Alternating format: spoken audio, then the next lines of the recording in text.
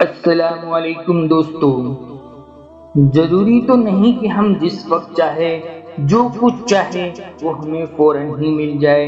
حقیقت تو یہ ہے کہ تمہارا رب تمہیں دے کر بھی آزماتا ہے اور لے کر بھی آزماتا ہے۔ کبھی دل کی چاہت اور جستجو کو دور کرتا ہے، کبھی دل کی چاہت پوری نہ ہونے سے انسان اندر سے ٹوٹتا ہے۔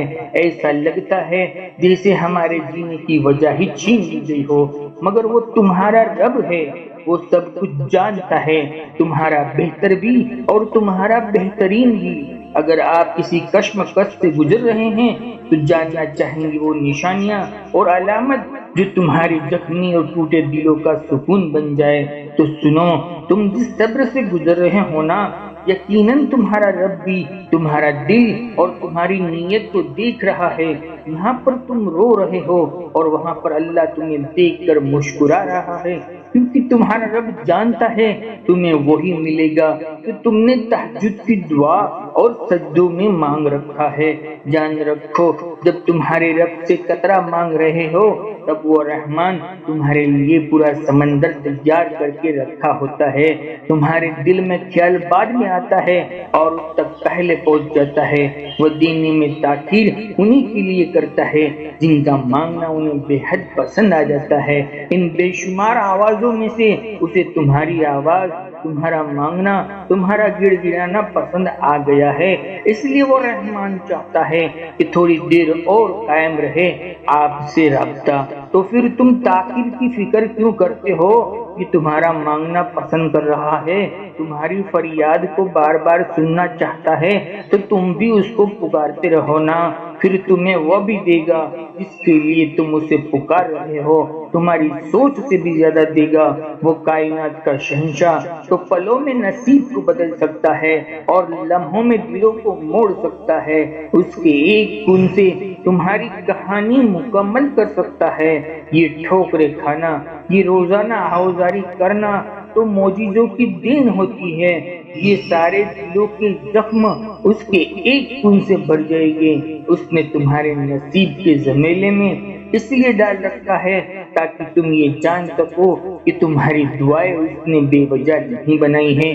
بس ایک بار تم اسے خوش کر کے تو دیکھو، جو تمہیں خوش کرنے میں لگا رہتا ہے۔ تم اس کے سامنے سر جھکا کر تو دیکھو، وہ سارے ذریعے اور سبب تمہارے قدموں میں لے آئے گا، اور ایسا کچھ بھی تو نہیں کہ اس کے حکم کے بعد بھی نہ ہو۔ میرا رب قرآن میں فرماتا ہے، اور اگر اللہ تمہاری مدد کر دے تو کوئی تم پر غالب نہیں آ سکتا، اور یقیناً بات کا وقت تمہارے لیے پہلے سے بہتر ہوگا، بس تھوڑا سا صبر کرو۔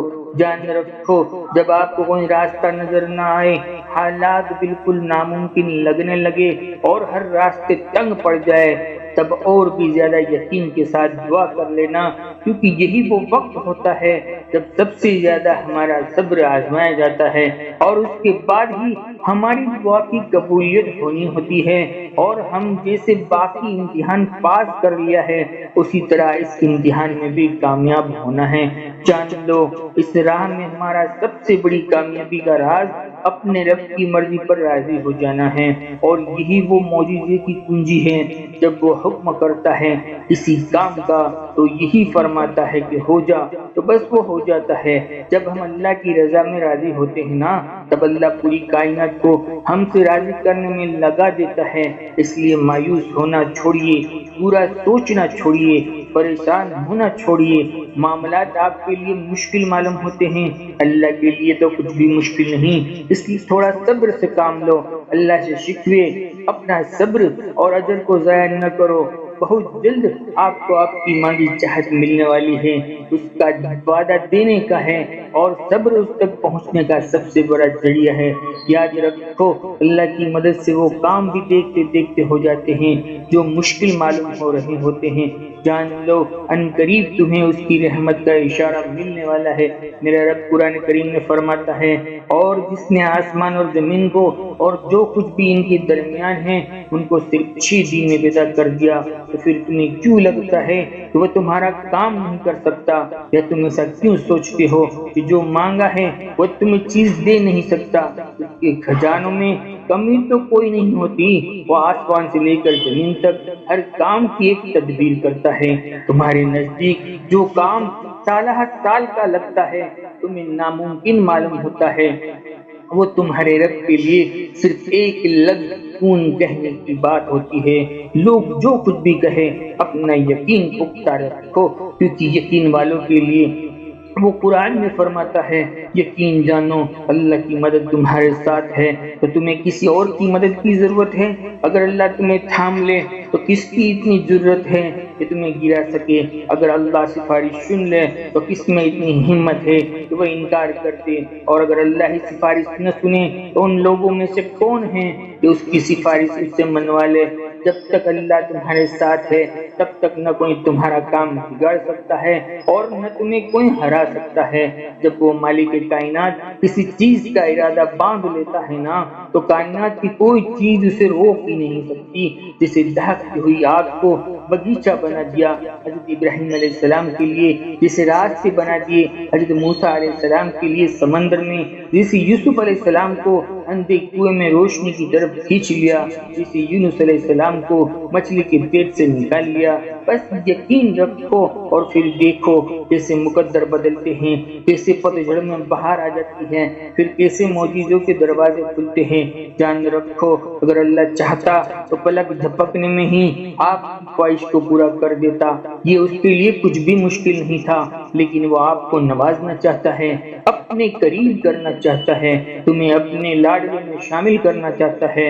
آپ اس کی امید اور فکر کے آنسو اس سے پوشیدہ نہیں ہیں، وہ آپ کی حالت کو ٹھیک کرنے سے عاجز نہیں ہیں، لیکن وہ آپ سے محبت کرتا ہے نا، جو بار بار دعائیں مانگتے رہتے ہیں نا، اسے سب یاد ہے۔